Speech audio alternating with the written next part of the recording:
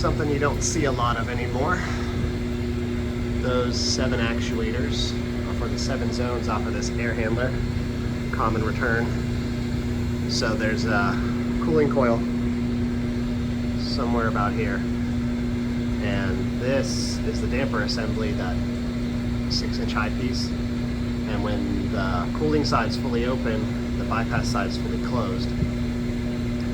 So the cooling coil is always active, and the way they were modulating air temperature was with these dampers. So you would either let cold air through the coil go in the duct, or warm air that's just recirculating return air go through the duct to control the 7 zones. And this is from the 80s, mid-80s.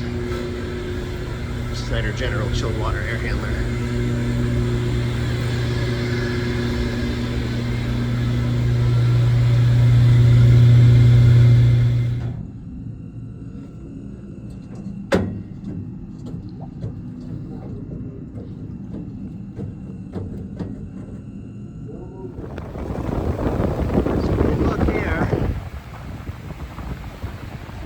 Even though I shut those, we still have this gap along the top that needs completely sealed off so that all the air is forced through the cooling coil, because we're still going to get whatever bypass goes around.